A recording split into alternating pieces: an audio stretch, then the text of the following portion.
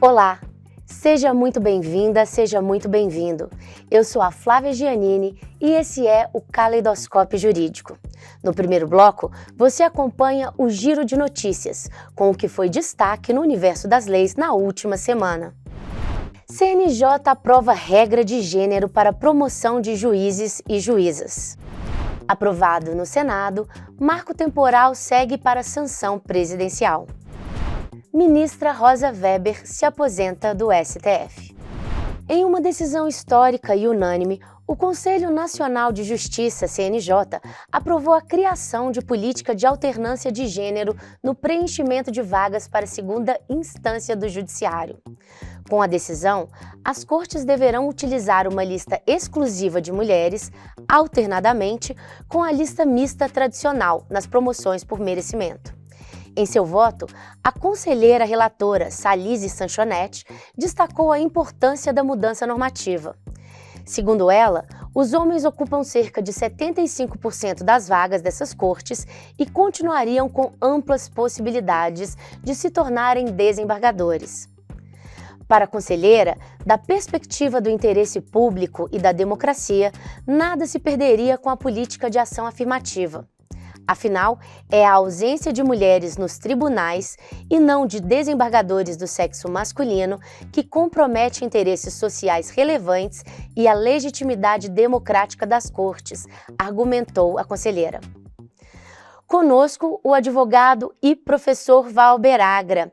Agra, embora sejam a maioria da população brasileira, as mulheres ainda representam 38% na magistratura, sendo 40% no primeiro grau e 21% no segundo grau. Uma medida como essa é suficiente para equalizar essa ampla desigualdade? Qual seria a melhor forma e a forma correta de se fazer isso, na sua opinião? Bem, Flávia, essa é uma questão muito complexa. Quem não quer a paridade de gênero? Quem não quer que as minorias sejam representadas? Quem não quer que a subjetividade humana seja potencializada ao seu máximo? Essas são questões que são truísmos. Todo mundo quer. A grande questão é como. Por isto, as mulheres na primeira instância já são 40%. Na segunda instância, há um fosso, ou seja, há uma dissimetria. E essa dissimetria deve ser, obviamente, analisada. A presença das mulheres deve ser estimulada na segunda instância, isso é claro. Mas o que é que se fez? O merecimento no Brasil é feito por antiguidade, a promoção, melhor dizendo, me desculpem, é feito por antiguidade e merecimento. A primeira manifestação da relatora tentou se mexer, inclusive, na questão da antiguidade. Mas eu iria mexer numa cláusula pétrea, que é a antiguidade. Então se modulou, se modificou para apenas o critério da ação afirmativa, e essa é uma ação afirmativa, é uma forma de proteção de gênero, ser feita para o merecimento. Então fez-se o quê? Em vez de uma lista para merecimento, a partir dessa decisão, haverá duas listas. Uma lista mista, de homens e mulheres, e uma lista só de mulheres, onde a indicação deve ser alternada numa lista só de mulheres e numa lista mista. Veja, duas indicações de merecimento. Pode ser só de mulheres, até que essas mulheres alcancem o nível de 40%. A primeira questão que se vai dizer é: 40% seria interessante? Não. Seria interessante 50%, paridade. Então, não tem sentido ser só 40%. Mas a grande crítica é: esse meio foi o meio mais específico? E a resposta vai ser não. Por quê? O CNJ tem competência para modificar critério de promoção da magistratura, que está descrito na Constituição, no seu artigo 93, na Lei Orgânica da Magistratura? E a resposta vem a ser não. O CNJ não tem esta competência. O CNJ foi criado pela reforma do Judiciário para tratar especificamente de questões administrativas e financeiras. Não tem questão de adentrar numa área que é uma área restrita ao princípio da legalidade. na densificação do princípio da legalidade. Veja, o CNJ, por algo que não é lei, por resolução, pode ferir isso? Claro que não. E por que não se fez, então, por uma modificação na lei orgânica, ou até mesmo por uma emenda, porque há uma legitimidade muito clara para isso. Isso é o que nós chamamos de mais um voluntarismo. Discute-se pouco com a sociedade, não se discutiu com a sociedade, assoldou-se num papel que seria do parlamento, e assim fez num afogadilho, porque a ministra Rosa Maria Weber, uma grande magistrada, iria terminar o seu mandato. Mas veja, e para isso entra-se numa seara que é reservada ao Poder Legislativo e numa seara que é reservada à lei. E por último, Flávia, a questão das mulheres é de uma sensibilidade incrível. As mulheres devem ter mais do que paridade, pela sua sensibilidade, pela história, mas uma mulher que entra e começa a representar valores do status quo representa uma mudança. Não seria interessante também políticas, ações afirmativas para colocarmos aquelas mulheres, principalmente as negras da favela, que pudessem ter acesso à magistratura? Porque não adianta, não vejo grandes mudanças você trocar um homem do Leblon por uma mulher de Copacabana. Eu não vejo grandes vantagens em alguém que use saia ou que use calça, mas defenda os status quo da sociedade. Se nós queremos transformação, a transformação não será de gênero, não será de etnia, será sim de compromissos sociais. Este é, e eu penso que deveria ser, um telos que a discussão deveria evoluir para isso, e não por questões que não mudem nada o status quo e as desigualdades, principalmente econômicas, da nossa sociedade. Flávia. Então, a gente tem aí, né, Valber, um grande caminho para garantir o mínimo, que seria a igualdade. Um grande caminho, me perdoe, porque nós erramos. Nós erramos no caminho, nós erramos na forma. A substância todo mundo apoia, mas tem hora que a forma denota o desapego à legalidade, à Constituição. E se eu quero fazer, e nós estamos completando 35 anos da Constituição no próximo dia 5, será o aniversário da Constituição. Por que menosprezar essa Constituição? Por que não fazer o caminho certo para legitimar, não só substancialmente, mas também formalmente, essa medida, Flávia? O plenário do Senado aprovou o projeto que regulamenta os direitos originários indígenas sobre suas terras. Com 43 votos a favor e 21 contrários, o projeto segue agora para a sanção da Presidência da República. A matéria foi aprovada pela Comissão de Constituição e Justiça, a CCJ, e enviada ao plenário, onde foi votado um requerimento para tramitação em regime de urgência.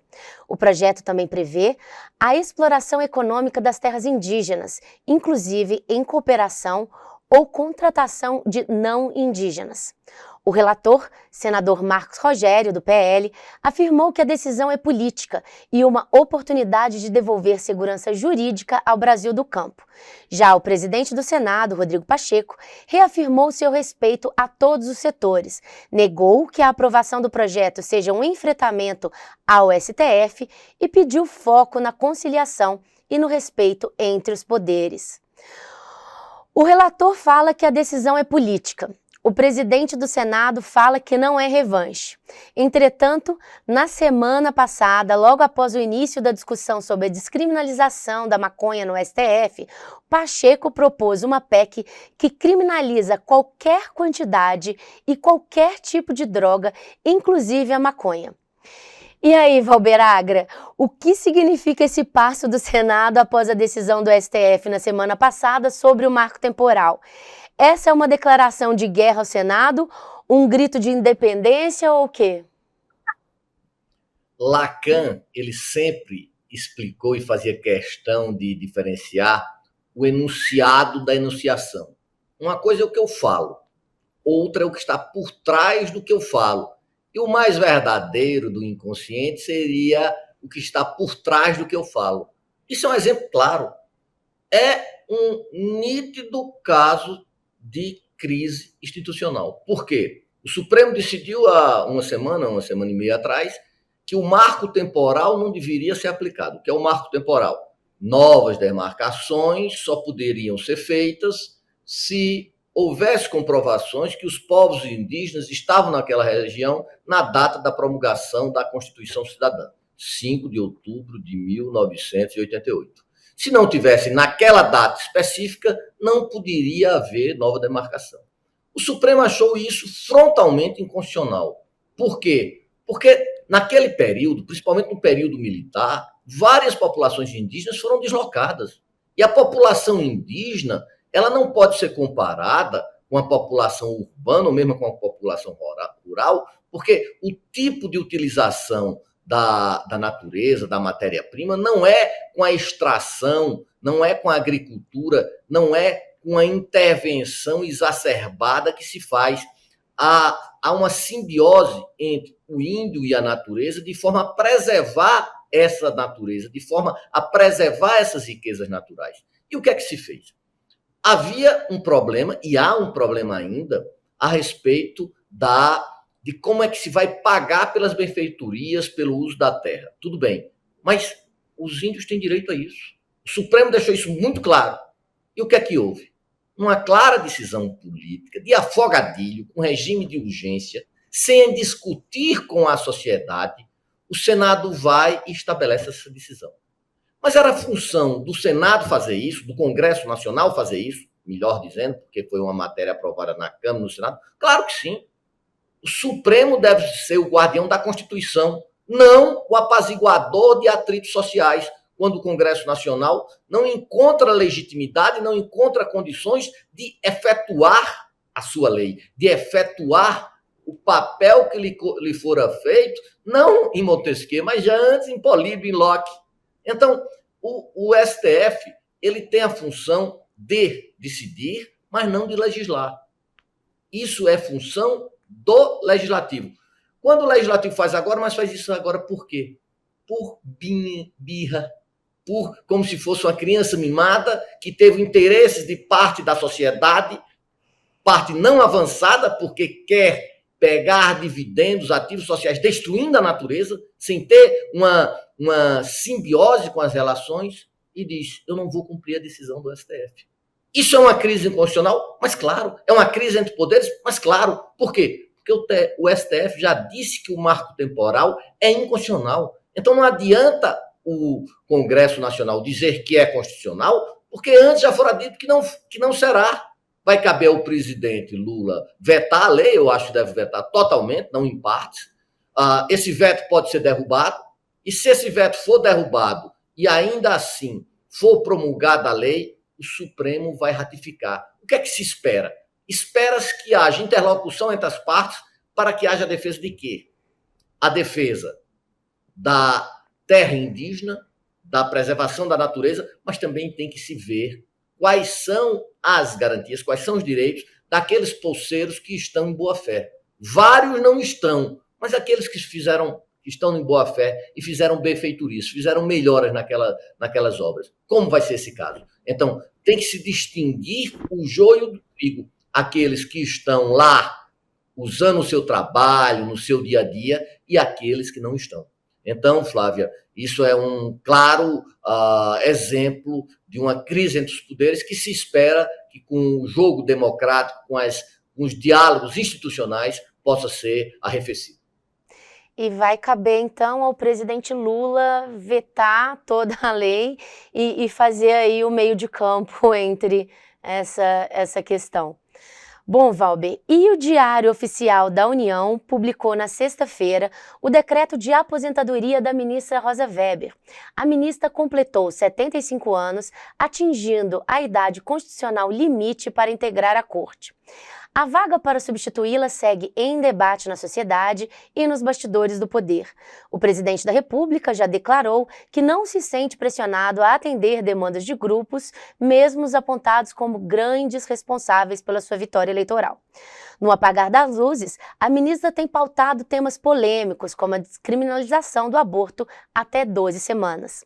Para ela, em uma sociedade democrática, não deve haver temas tabus. Valber Agra, qual a sua avaliação da atuação da ministra em seus anos na corte, especialmente nesse sprint final cheia de ações um tanto quanto polêmicas? Veja, a ministra Rosa Weber é um exemplo para a corte. É uma É uma ministra de tirocínio bastante acurado, de um grande cabedal jurídico, de conhecimento, mas uma ministra que, ao longo do seu tempo, mais de 10 anos, ela mostrou realmente como um ministro deve fazer, não só pela questão do seu trabalho, que todos os ministros deveriam assim sê-lo, mas principalmente pelo seu exemplo. A questão do exemplo, e essa personificação é interessante, o exemplo, em algumas vezes, é mais importante do que o legado. A ministra conseguiu os dois. O exemplo de quê? Um exemplo de preparo. Um exemplo de quê? De saber resguardar as 4 linhas do campo, de não tentar fazer ativismos.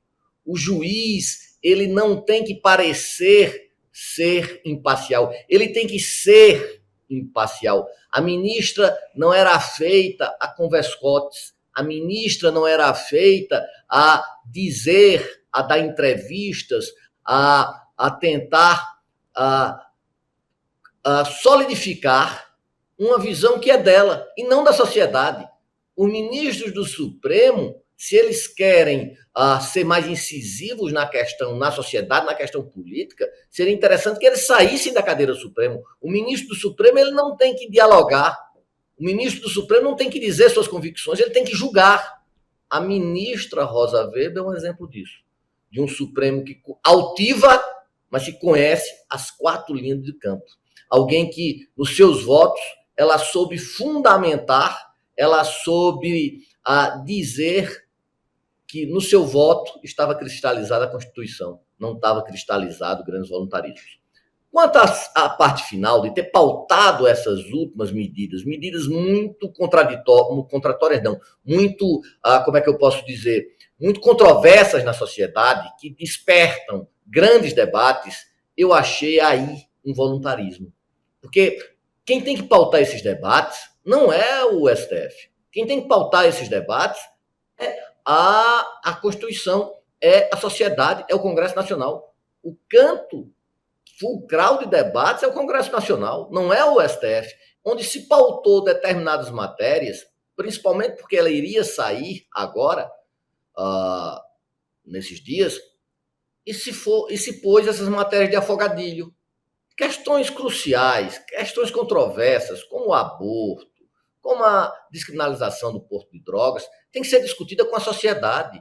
E o ponto de discussão com a sociedade, com caráter dialógico, não é o STF, é o Congresso Nacional, é a sociedade, é a rua, a ágora, a praça pública, ou a Infoesfera, o substituto da praça pública, mas nunca apenas o STF. E veja, as medidas começou o julgamento, imediatamente foi sobrestado por pedido de vista. Então, a questão voluntarista, deixar um legado, o legado, como disse antes foi o exemplo da ministra, o exemplo da magistratura, do zelo, do cuidado, da visão de olhar não apenas a propriedade, mas olhar também quem não tem propriedade, o devido processo legal, não apenas os direitos individuais, mas os direitos sociais, culturais e difusos da sociedade.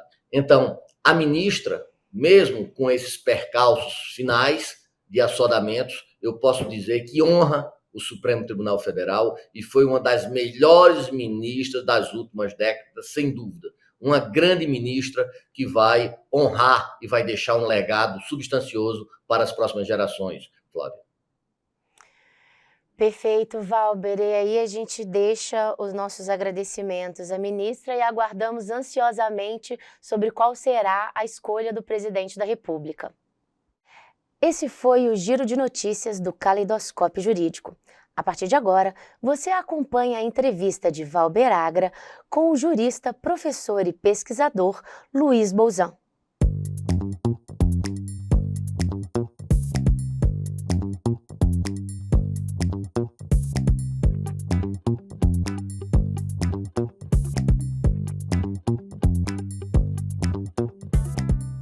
Olá, minha saudação a todos e a todas. Este é mais um Caleidoscópio Jurídico.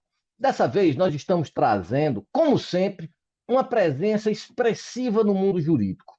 Eu diria que também no mundo advocatício, já que está em plena disposição, advogando de forma feroz, como em tudo que ele faz, de forma muito intensa. Nós estamos trazendo agora o professor, doutor, advogado, José Luiz Bolzan de Moraes. Ele tem graduação em Santa Maria, mestrado pela Universidade Católica do Rio de Janeiro e doutorado pela Universidade Federal de Santa Catarina, com estágio sanduíche na Universidade de Montpellier. Ele foi professor de pós-graduação da Universidade Unicinos, Vale do Rio Sinos, durante muitos anos, durante 21 anos, de 1997 a 2018, e é atualmente professor do PPGD da Faculdade de Direito de Vitória, FDV. Foi procurador do Estado do Rio Grande do Sul, junto aos tribunais superiores, e hoje está labutando como advogado, como um dos grandes expoentes, um dos grandes nomes da advocacia em Brasília. O professor José Luiz Bolzan, eu o conheço há muitos anos, é um dileto amigo, e é um expoente que vai mostrar suas vertentes, tanto jurídicas como metajurídicas, DCI até zetéticas. Professor José Luiz Bolzan, a palavra é sua para os seus cumprimentos. Valber, prazer estar com vocês, uma satisfação participar desse projeto, Caleidoscópio Jurídico. Estamos aqui para tentar trazer algumas contribuições, algumas reflexões em torno daqueles temas com os quais nós temos trabalhado ao longo destas mais de 3 décadas, ao longo destas mais de 3 décadas de ensino, sobretudo na pós-graduação em Direito no Brasil. E também, como você mesmo disse, com a experiência trazida da advocacia pública e também da advocacia privada. Então, espero poder contribuir. Tenho assistido os outros eventos desse projeto e todos eles de altíssimo nível, né? Você sabe muito bem que o meu foco, sobretudo na área acadêmica, para além do direito público, no sentido amplo do termo, está muito ligado, né, às questões que envolvem aquilo que a gente chama de uma teoria do Estado constitucional e dos impactos das transformações que ocorrem no mundo contemporâneo, desde as perspectivas da globalização, do neoliberalismo e, mais recentemente, com aquilo que eu chamo, né, já chamei num trabalho que está publicado, da questão digital, ou seja, da questão que envolve os temas relacionados à chamada revolução tecnológica, a revolução 4.0, né, os impactos das novas tecnologias no campo do Estado constitucional. Bolzan, você estudou durante muito tempo a crise do Estado Constitucional do Direito. E nós acabamos de vivenciar algumas intempéries. Você acha que isso tudo que você estudou teria algum elemento, algum ingrediente novo, essa curva autoritária que nos atingiu de forma tão voraz? O que é que você acha sobre isso, Bolzan? Valber, como você disse, eu escrevi o primeiro texto sobre crise do Estado, que foi publicado em 1996, né, num livro chamado América Latina, Cidadania, Desenvolvimento e Estado. E, de fato, né, de lá para cá, o que a gente tem observado que são muitas as crises nas quais se vê, né, o Estado, chamado Estado constitucional, um conceito genérico, né, envolvido.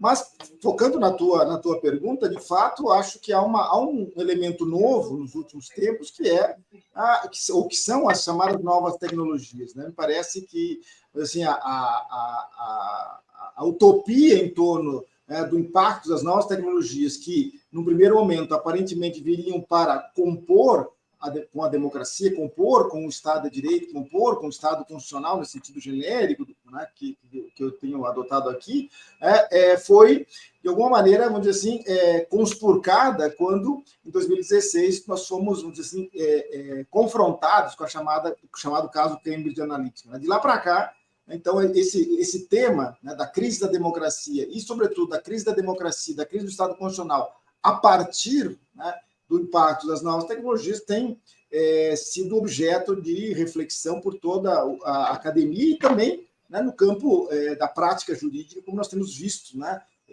no próprio caso brasileiro, né, com o chamado inquérito das fake news, com toda o inquérito das milícias digitais, com todo esse processo envolvendo aí o debate sobre esse tema.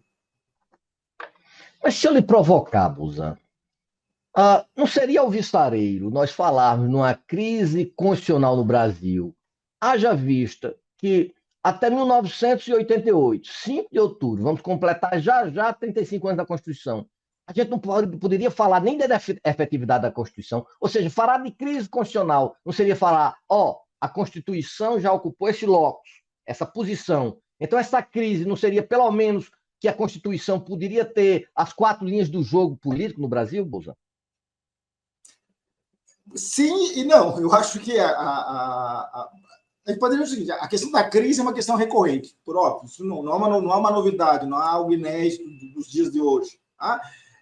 Também a questão de a Constituição funcionar como como uma chave mágica para transformar o mundo, também se sabe que é uma realidade, ou seja, a Constituição por si só não transforma o mundo. Né? Nós sabemos disso, 5 de outubro de 88, quando foi promulgada a Constituição, 6 de outubro de 88, o Brasil continuava o mesmo, e quem sabe 5 de outubro de 2023 continuemos, em alguns aspectos, os mesmos, em outros talvez melhores, em outros piores, ou seja, as circunstâncias também se transformam. E, portanto, o debate sobre crise é um debate recorrente. Né? Então, qual é o papel das constituições? Né? E, evidentemente, falar de crise não quer dizer que nós temos que jogar a Constituição na lata do lixo da história. Não é isso que nós estamos dizendo. Ou seja, mas, de fato, é tomar em conta que a realidade ela é muito mais grave, muito mais complexa do que aquilo que pode, eventualmente, num texto legislado, tentar desenhá-la e tentar conformá-la. Nas 2 perguntas seguintes, eu vou ser um tanto quanto antagônico às minhas mesmas perguntas. A primeira pergunta é dizer o seguinte: não seria muito voluntarismo jurídico? E essa semana usei isso na faculdade e acharam ruim eu ter utilizado essa palavra voluntarismo jurídico, como se fosse um pecado. Não seria muito voluntarismo jurídico dizer que a própria Constituição entrou em crise? O que entrou em crise não seria uma estrutura econômica desigual, dependente e que funciona de forma a manter esse subdesenvolvimento? O grande nosso problema da crise constitucional não seria a questão estrutural econômica dessa dependência? Objetivamente, eu poderia te responder com uma hipótese, né? Um professor que eu acompanho muito, que é o professor Avelange Nunes, da Universidade de Coimbra, né? Ou seja, ele num trabalho, em vários trabalhos, mas um trabalho que está publicado no Brasil, inclusive, né, que chama As Máscaras do Estado Capitalista, né? Ele vai chamar muito a atenção disso, ou seja, do papel dessa infraestrutura econômica numa conformação do próprio Estado constitucional. E, portanto, eu levo emprestada essa ideia das máscaras do Estado capitalista exatamente para talvez ir ao encontro daquilo que você está dizendo, para entender que nós não podemos esperar do Estado constitucional mais do que aquilo que ele pode nos dar. Ou seja, quando nós falamos o Estado constitucional como Estado de direito, na realidade nós estamos falando de um Estado liberal de direito. E quando nós falamos de um Estado liberal de direito, nós estamos falando de que, no contexto do liberalismo, existe um núcleo econômico, segundo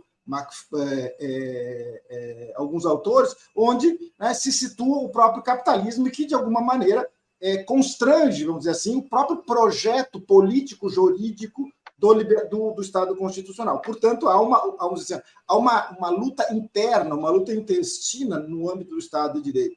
Veja, a própria Constituição, de alguma maneira, explicita isso quando ela diz lá que, dentre os objetivos da República, quais são? Entre eles, erradicar a pobreza e reduzir as desigualdades sociais e regionais. Ou seja, não vamos extinguir as desigualdades sociais e regionais. Por quê? Porque nós vivemos sob uma economia capitalista. E, portanto, o capitalismo vive de exclusão, ele não vive de inclusão. Essa batalha que o Estado Social tentou compor entre inclusão e exclusão é uma batalha que, muitas vezes, nós saímos perdendo. Mas aí eu vou mudar o foco. Eu falei do ponto do jurídico, do ponto de vista negativo, agora eu vou falar do ponto de vista positivo. Não foi esse Estado Constitucional de Direito, que é um Estado constitucional, mas que não é social para as classes mais desfavorecidas. Tudo bem. Mas não foi esse Estado constitucional que está aí, que salvou o Brasil de cair na barbárie desse autoritarismo? Ou seja, esse Estado constitucional ele não foi tão alvissareiro que nos salvou da barbárie no dia 8 de janeiro de 2023, Bolzan? Concordo também. Eu acho que, como eu disse antes, ou seja, quando a gente faz a crítica ao Estado constitucional, ao Estado de Direito, Né? Isso não significa dizer que nós estamos abrindo mão do projeto do Estado Constitucional. Significa que nós estamos fazendo uma leitura crítico-reflexiva sobre as condições de possibilidade de realização de um projeto do perfil, do protótipo, do porte, daquilo que a gente colocou na Constituição lá em 88 como Estado democrático de direito. Ou seja, não só assim, o desenho institucional comporta algumas cercas, alguns limites, alguns parâmetros, como também as condições circunstanciais, ou seja, as condições históricas também impõem alguns parâmetros. Veja bem, lá em 88, quando nós ingressamos no projeto do chamado constitucionalismo do pós-guerra, né, ou para alguns dos chamados neoconstitucionalismos, né, nós já vivíamos num período de neoliberalismos, né, onde focado muito no projeto da globalização, que foi reforçado por aquilo que a gente pode chamar de um tecno-neoliberalismo por conta das novas tecnologias. E vejam bem, então, quais são as condições infraestruturais de realizar o projeto constitucional nesse contexto histórico, né, que se agravou de lá para cá, né, em vários aspectos. Isso não significa dizer que também não possamos usar o próprio projeto constitucional para tentar constranger esse projeto infraestrutural, que é a batalha do dia a dia que nós temos. Ou seja, ao fim e ao cabo, o que eu estou tentando dizer aqui é que o projeto do Estado Constitucional é um projeto em permanente disputa. Não é um projeto dado. Nesse diapasão, também não seria interessante que fosse como critério, porque vamos diversificar o Supremo. Perfeito, vamos colocar negros, mulheres que são subvalorizados, nós temos que brigar pela igualdade. Isso daí qualquer pessoa de bom senso acha isso. Mas também não seria um dos critérios pessoas que estivessem fora dessa caixinha neoliberal, que tivessem outro projeto de nação, porque nós temos um país que desde 1980 ostenta uma das menores taxas de crescimento do mundo, comparável apenas a países muito subdesenvolvidos. E nós que crescemos até a década de 80 como a primeira ou a segunda maior economia do mundo, em termos de crescimento econômico. Insistir nisso não seria não balhar ao abismo, mas cair o abismo? Isso também não deveria ser um dos critérios mais preponderantes para a escolha do Supremo? Será que a gente vai ficar nessa fila escolar, não é escolástica, é escolar, de depauperação da inteligência, num maniqueísmo louco de dizer que nós vamos apoiar sempre esse neoliberalismo que está nos levando a uma quebra do conceito de nação, Bolsonaro? Pois é, Paulo. Talvez fosse uma saída interessante, ou seja, termos alguém comprometido com pautas mais sociais, vamos dizer assim, ou socialistas, né, ou social-democratas no sentido clássico do termo. Né? Por óbvio que isso poderia, vamos dizer assim, dar ou promover pelo menos uma pauta reflexiva no âmbito, né, por exemplo, no âmbito do próprio Supremo Tribunal Federal. Mas nós tivemos membros do Supremo Tribunal Federal que vieram, né, vamos dizer assim, de uma tradição social-democrata, uma tradição da esquerda, no sentido genérico brasileiro, no sentido genérico do termo, e que muitas vezes não corresponderam às expectativas que foram colocadas em torno deles. Ou seja, não há garantias prévias para isso. Tá? E a gente tem outros exemplos em outros aspectos, né, na conformação do próprio Supremo Tribunal Federal, em que as expectativas foram frustradas ou foram desviadas. Então, eu não sei até que ponto nós temos condições de ter algum tipo de garantia, vamos dizer assim, de que isso vá acontecer. Mas, por óbvio, que nós deveríamos ter, talvez, aqui, criar algum tipo de mecanismo que, de alguma maneira, e pode ser constrangedor, inclusive, constrangedor no sentido hermenêutico do termo, constrangedor no sentido de que nós possamos, né, constranger os membros do Tribunal Constitucional, da Suprema Corte, como queira chamar, a atuar em conformidade com o projeto constitucional. Isso talvez já fosse um grande ganho. Mas aqui, assim, essa é uma disputa que nós vimos, que é uma disputa muito mais, de alguma maneira, da doutrina, né, promovendo esse constrangimento, do que uma garantia efetiva de que isso vá, de fato, acontecer. Então, não me parece que colocarmos uma pessoa comprometida, ou colocarmos mesmo uma pessoa, né, vinda de movimentos sociais ou vinda de alguns setores da sociedade, né, ou mesmo com pautas de gênero, etc., a gente vai ter uma garantia efetiva de que isso vai continuar, né, ao longo da história, em que essa pessoa permanecer num cargo que poderá durar, como nós temos visto, mais de 30 anos, né, já que nós não temos mandato no âmbito do Supremo Tribunal Federal. Que me parece que seria uma hipótese a ser pensada. Bozan, como você é alguém, e toda a nossa audiência está vendo, de sólidos conhecimentos, direto, ferindo e inteligente, eu vou lhe fazer uma outra provocação. Será que, em vez de ser pautado pelo projeto constitucional, parte dos ministros, mesmo com essa perspectiva mais avançada, eu não diria nem socialista, mas é uma perspectiva do Estado cumprindo sua função, como o Biden fez isso, nós já estamos estudando Bidenomics, não é nada, é os Estados Unidos, não estou falando nada de uma assombração. Será que alguns ministros não são pautados pela imprensa? E se for pautado pela imprensa, não seria uma falta de perspectiva ontológica dessa Constituição, que tem um projeto claro de emancipação social, cultural, econômica? Ou seja, não seria uma falta dos próprios setores do mundo jurídico, dos operadores jurídicos, de formar um bloco hegemônico para sustentar isso? Para se opor a essas verdades, essas pitonisas de pessoas que não têm condição nenhuma e acham que o Deus mercado, a lex mercatória, pode resolver tudo, Bozan? Por isso que eu disse, é uma disputa, ou seja, o próprio sentido da Constituição ele está em disputa permanente. Tá? No meu ponto de vista, você pode até ter aquilo que eu digo que é um constrangimento epistemológico, hermenêutico do sentido do texto constitucional, mas há também um constrangimento no sentido da disputa política em torno do projeto constitucional. E isso é permanente, não é algo dado, não é algo acabado, não é algo terminado, né, com a edição de um texto normativo qualquer e, sobretudo, com um texto normativo constitucional. Então, acho que, de fato, aqui envolve uma série de outras questões, né, Valber?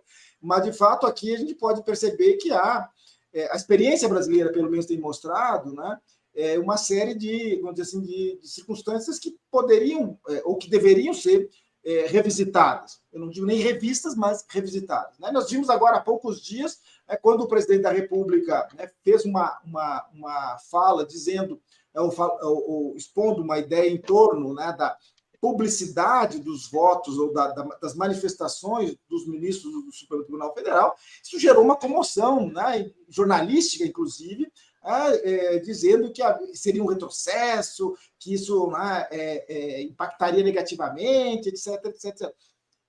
Eu tenho minhas dúvidas. A gente sabe muito bem, você melhor do que eu, como um grande constitucionalista que sabe muito bem que as grandes cortes constitucionais do mundo não têm essa visibilidade, né? Sobretudo uma visibilidade midiática que tem a nossa, tá?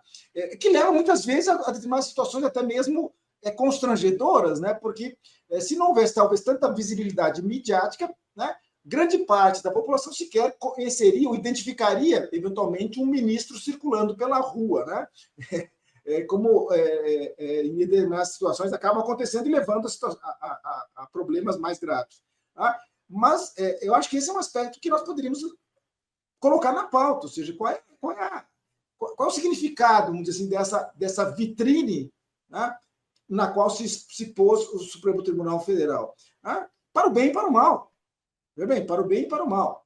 Então, acho que esse é um aspecto importante. Isso leva à tua pergunta, ou seja, a tentativa de constrangimento, não aquele constrangimento hermenêutico, epistemológico, da doutrina, em torno da atuação da Suprema Corte, mas um constrangimento, vamos dizer assim, do público, ou da própria imprensa, ou de outros setores, né, que acabam, às vezes, com maior força do que a própria doutrina, acabam tentando, né, criar, né, construir, vamos dizer assim, uma versão de fato para determinadas situações, como nós temos visto, sobretudo quando nós temos casos enigmáticos, né? Inclusive como nós vimos, tanto foi com o caso da Lava Jato, há pouco tempo atrás, como é agora com o caso dos inquéritos, das fake news, né, como o caso mais grave ainda, né, do 8 de janeiro.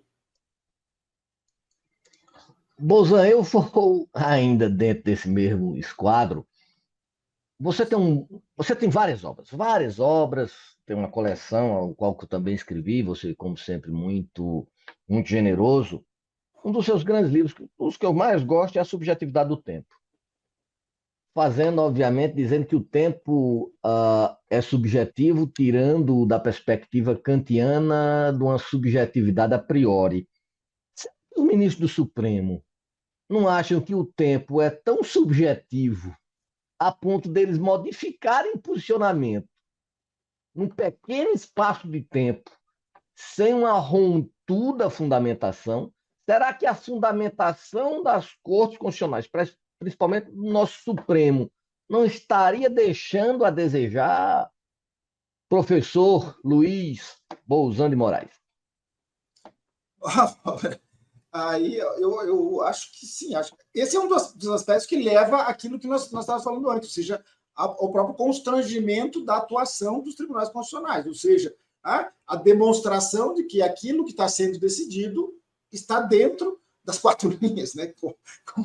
Vamos dizer assim, embora o termo tenha se tornado popular, né, em circunstâncias menos dignas, né, mas eu acho que a moldura constitucional, para usar uma outra terminologia, essa moldura constitucional precisa vir demonstrada nas próprias decisões.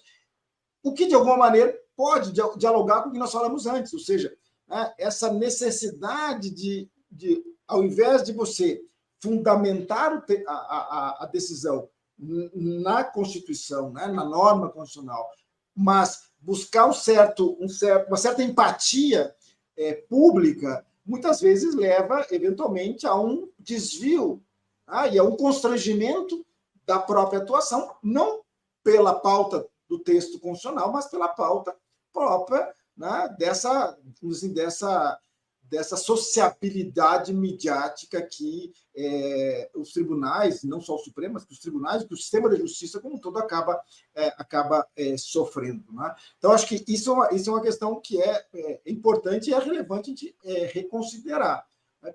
Talvez, assim, conjugando os dois fatores, né? Ou seja, um fator que seria um fator de atuação e um outro fator de exposição, vamos dizer assim, dos próprios membros, né, do sistema da justiça. Veja, eu participei agora, tive a oportunidade de coordenar uma missão de observação eleitoral para o TSE nas eleições do ano passado, né, e particularmente sobre o impacto da desinformação no processo eleitoral de 2022. E ali a gente também via como essa é uma pauta que estava não só nos textos normativos, uma pauta midiática. Então, ou seja, o sistema de justiça eleitoral, para dar um exemplo, né, estava constrangido não só pela normatividade, mas também, né, por uma pauta midiática que muitas vezes, né, não coadunava com a pauta normativa. Essa vai ser uma das temáticas, principalmente num grande livro seu, mais um grande livro, A Democracia Desinformada, Eleições e Fake News. Mas antes de entrar nela, para nossa audiência, Bolzan, as novas tecnologias, o que é que impacta? Eu gostaria que você explicasse à nossa audiência o que é que impacta essas novas tecnologias no universo jurídico, no direito, na forma de Estado constitucional. As novas tecnologias abrem uma nova crise, Bolzan, no Estado constitucional do direito? Abre. Objetivamente falando, abre.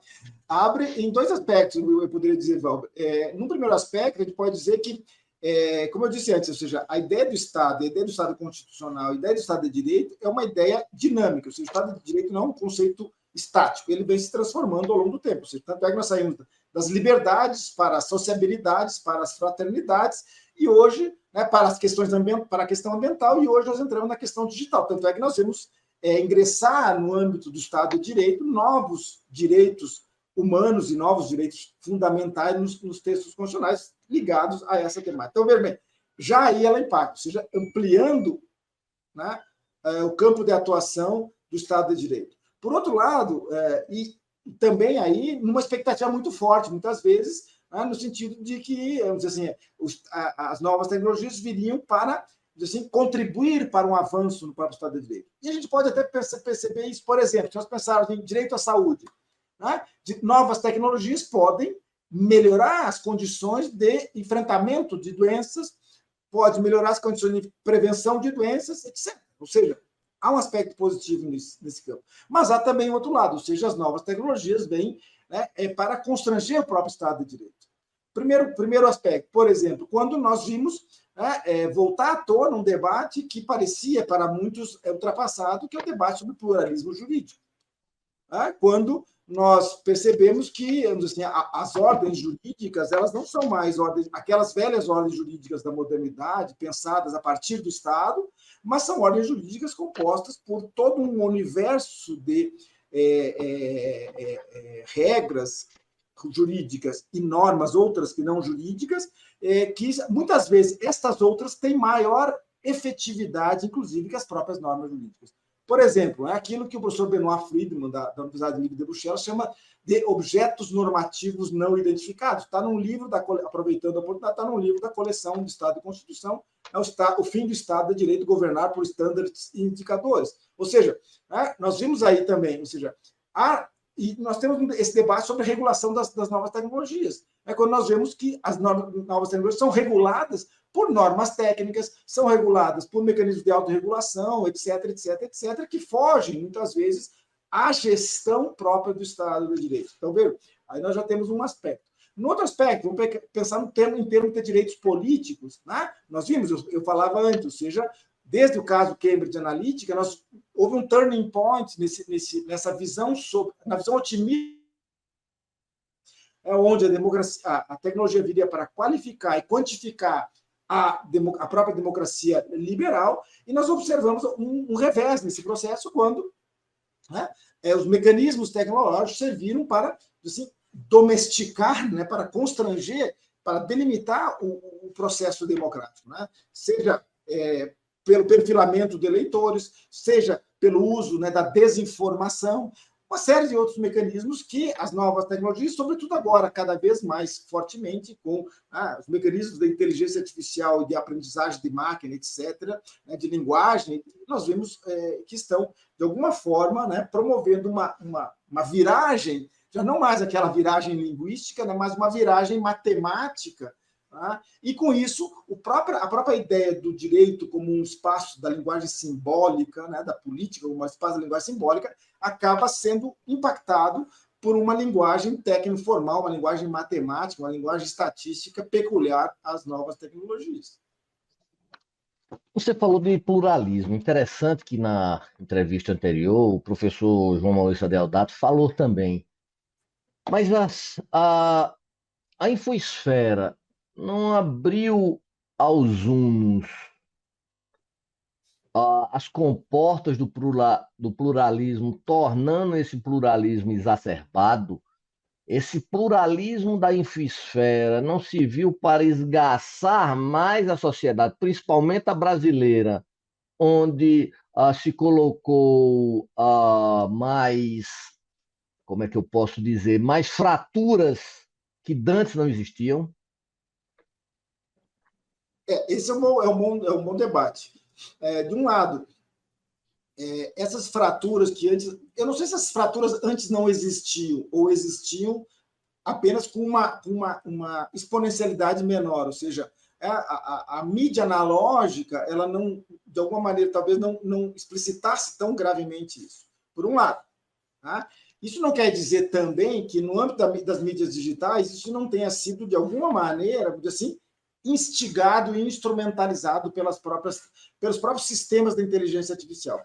Vamos lembrar que isso, não sou eu que estou dizendo, tem vários autores que trabalham nessa área das novas tecnologias que apontam para isso, eu não vou ficar citando nomes aqui também, tá? Mas é uma extensa bibliografia já sobre esse campo, onde a questão, por exemplo, do chamado modelo de negócios do Vale do Silício, né, o MNVS, né, ele, de alguma forma, está por trás, por exemplo, da exponencialização não só do discurso de ódio, como também de atitudes, de práticas racistas, xenofóbicas, etc. Há um trabalho que demonstra isso, por exemplo, no caso de Myanmar, onde fica evidenciado, por exemplo, como vamos dizer assim,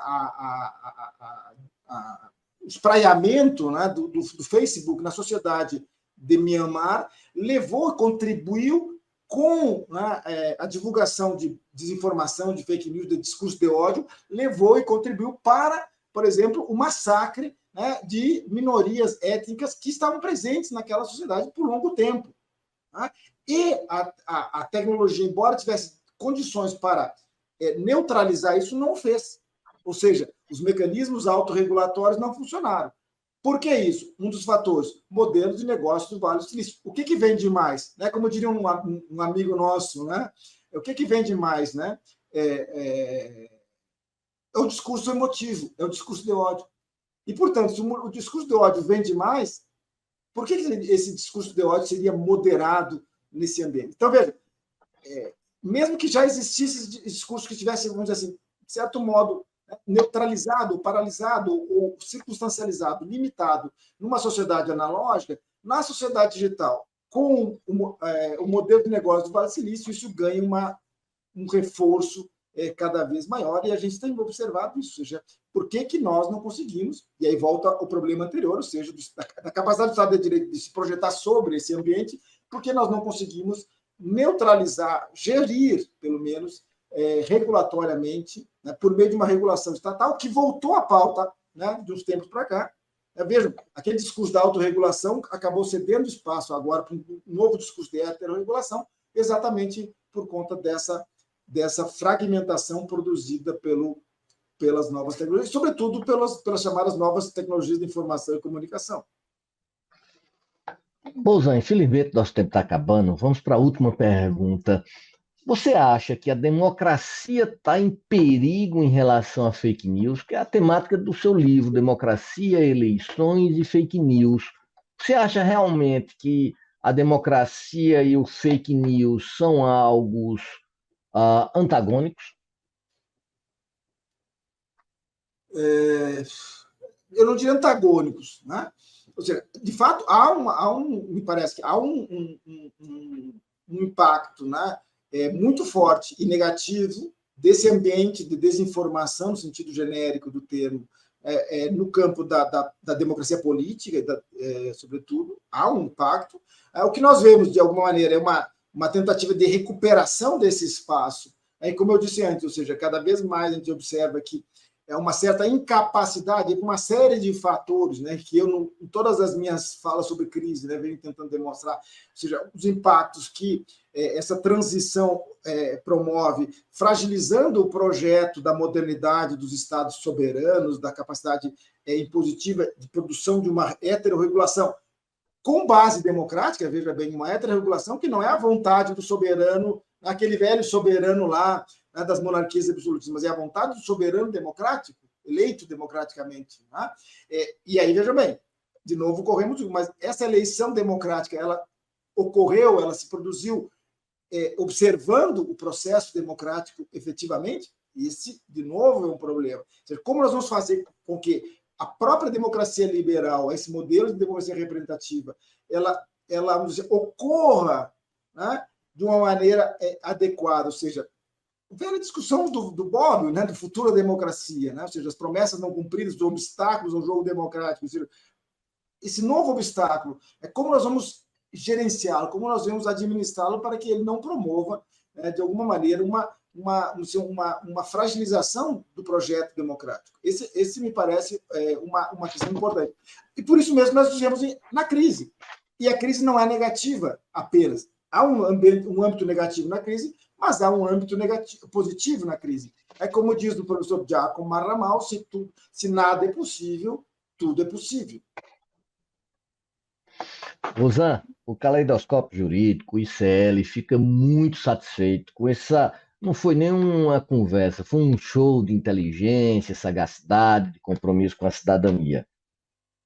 Nós só podemos agradecer a você e dizer que você não está convidado, você está intimado para os nossos próximos programas. Será uma honra sempre enaltecer a cultura jurídica, um país onde nós temos tão poucos incentivos, né? tão poucas sinalizações para expandir, para avultar nossa cultura. Então, as palavras finais são suas, amigo. Caro Valber, para mim é uma honra estar com você sabe disso, né? Nós conhecemos há tantos anos, né? Participamos de tantas atividades acadêmicas, advocatícias e na advocacia pública, inclusive, juntos, né? Então, estou sempre à disposição. É um prazer também poder expor um pouco daquilo que a gente pensa e colocar em discussão, mais do que qualquer outra coisa, seja colocar na pauta de discussão, porque me parece que nós vivemos um tempo difícil, um tempo complicado, mas um tempo que exige de nós, no nosso campo, em especial, no campo do direito, exige de nós uma tomada de posição para que a gente possa, de alguma maneira, vamos dizer assim, resgatar, né, coisas do projeto da modernidade que ainda não foram realizadas, né, e tentar construir uma sociedade para o futuro em melhores condições, inclusive aproveitando aquilo que, eventualmente, de bom possam trazer as novas tecnologias. Verdade, Bolzan. Isso prova que o microsistema jurídico ele tem muita relevância, ao contrário do que parcelas da esquerda pensa, e o que a direita já aprendeu muito cedo, o universo jurídico é bastante relevante, não só para a guerra de posição, mas também para a tomada e a manutenção de conquistas, que sem o direito essas conquistas não seriam viáveis ou não seriam estabelecidas, haveria retrocessos imensos. E nós mostramos isso ao longo de várias lutas durante esses 35 anos da Constituição. Então, agradecemos a todos e a todas, é um extremado prazer contar aqui com muita honra nossa do ICL, contar com uma palestra, com uma entrevista do quilate do professor José Luiz Bolzan de Moraes. Meu obrigado a todos e a todas.